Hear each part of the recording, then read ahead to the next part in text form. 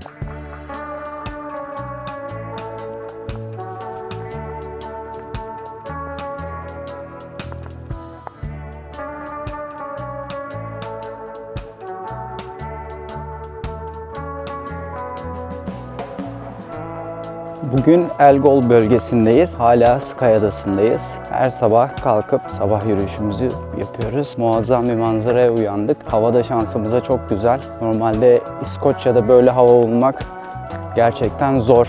Yerel halk bile çok şanslı olduğumuzu söyledi. Arkamda hemen gördüğünüz gibi insanlar güzel manzaraya uyanıyorlar her sabah. Bugün ayrı bir güzel. Şimdi biraz daha aşağıya doğru yürüyeceğiz. Ufak bir iskelesi var. Burası ufak bir kasaba. Havayı da güzel bulmuşken bugün bir günü bizimle birlikte karavanda geçirin istedik. Tamamen spontane olarak bu videoyu sizinle paylaşacağım. Arada sırada yere bakıyorum çünkü hava 2 derece. Yerde biraz buzlanma var. Kayıp da düşmek istemiyorum. O nedenle dikkatli yürüyorum. Kusura bakmayın. Sabah rutinleri gerçekten çok yavaş başlıyor burada. İnsanlar böyle bir kedi gibi uyanıyorlar. Yavaş yavaş. Otobüsüm kaçıyor.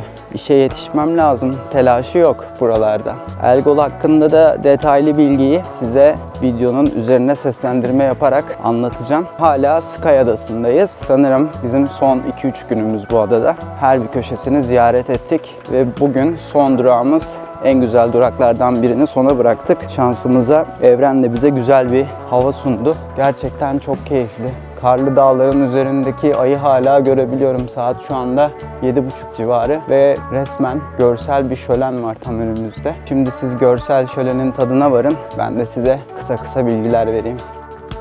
Elgol, İskoçya'nın kuzeybatısında Skye Adası üzerinde yer alan küçük ve büyüleyici bir sahil köyüdür. Köy özellikle etkileyici manzaraları, denizle iç içe yaşam tarzı ve doğa severler için sunduğu aktivitelerle bilinir. Oldukça küçük bir köy olduğu için sadece 150 civarında kişiye ev sahipliği yapar. Sessiz ve huzurlu bir ortam sunar. Köy sakinleri geçmişte balıkçılıkla uğraşsa da günümüzde turizm önemli bir gelir kaynağıdır. Özellikle tekne turları, konaklama tesisleri ve rehberlik hizmetleri köyün ekonomik faaliyetlerinin başında gelir. Bu köy modern dünyadan uzak, sakin bir yaşam sunar. Sadece bir okulu, birkaç konaklama seçeneği ve bir de limanı bulunur.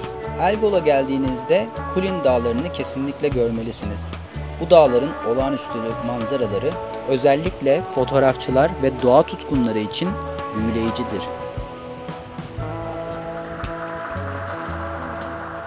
Bizim hissettiğimiz huzuru umarım sizler de ekran başında hissetmişsinizdir. Şimdi Luis geri döndü. Biraz soğuk. Ben kaldım. Size biraz etrafı göstereyim. Buralarda neler var birlikte bakalım. Eğer ki yolunuz buraya düşerse hemen arkamda gördüğünüz iskele var öncelikle. Burada da ufak bir bot turu yapan şirket var. Sanırım buradan alıp çevredeki ufak adalara götürüyorlar insanları. Saatlerini de zaten yazmışlar. 9, 10, 10.45, 12, 15, 2, 3.30. Bakalım fiyatlarla ilgili bir şey var mı? Fiyatlarla ilgili bir şey göremedim. Fakat bizim Portree'de yaptığımız bot turu 35 pound kişi başı. Burada da hemen hemen o fiyatlardadır sanırım. Hemen bakalım.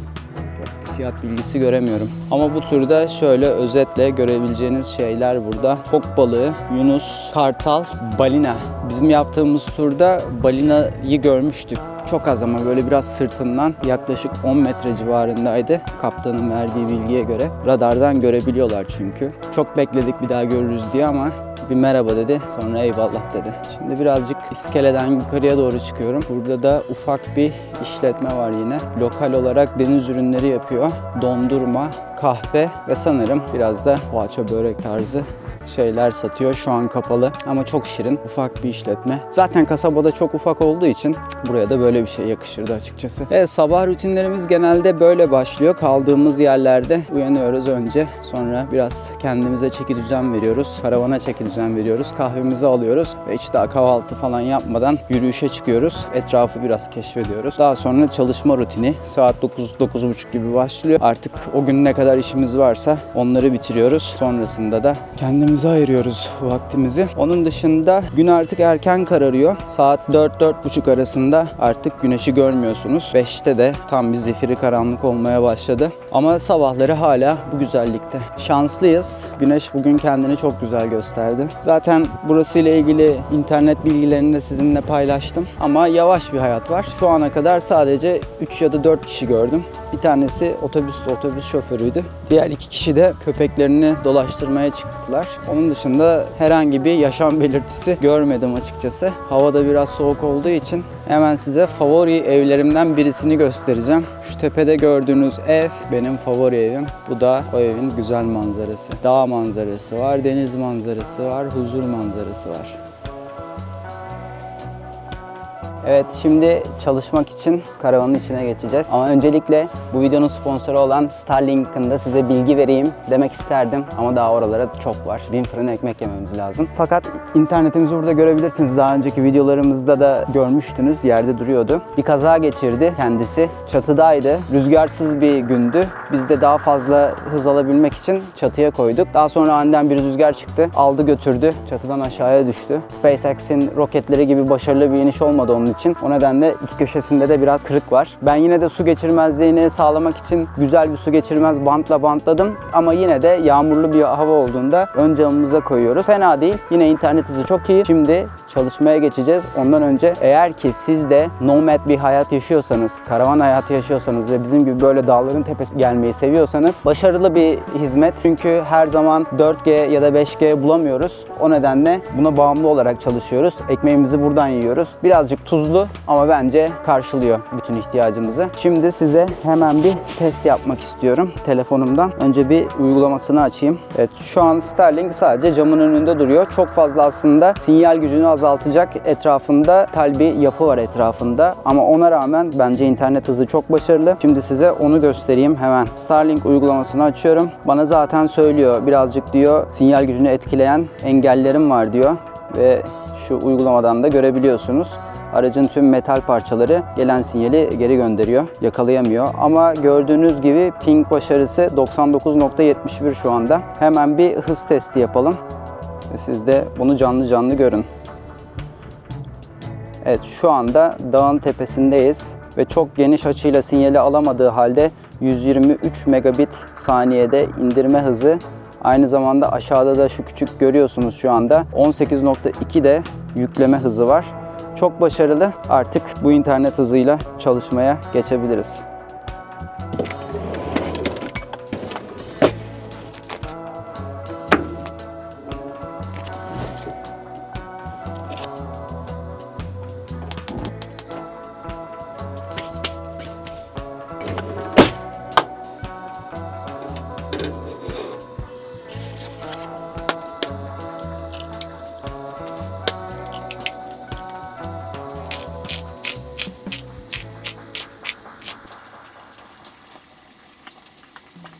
Really?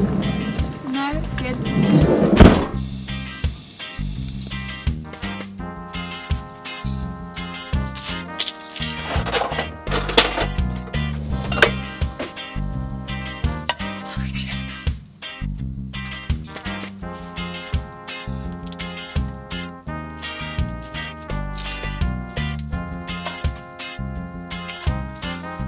No fried egg.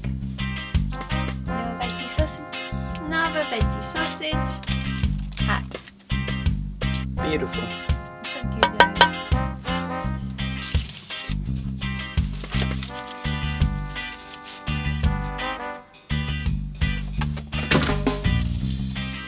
Afiyet olsun.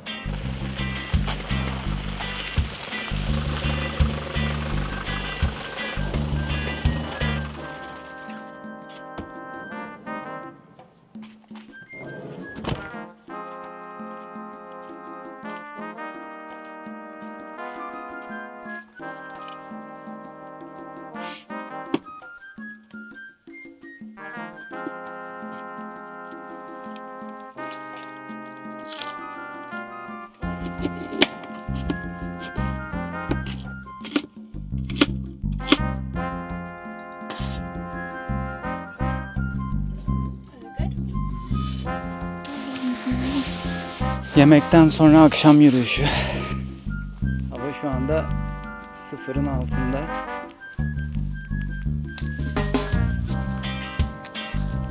Saat herhalde.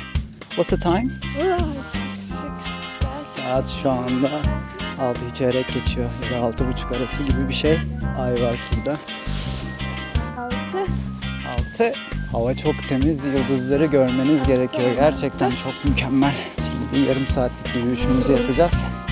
Daha sonra döneceğiz ve dinlenme moduna geçeceğiz. Hadi görüşürüz. Görüşürüz. İyi geceler. İyi. İyi geceler. Geceler. İyi akşam. No. The one after. İyi İyi geceler. geceler.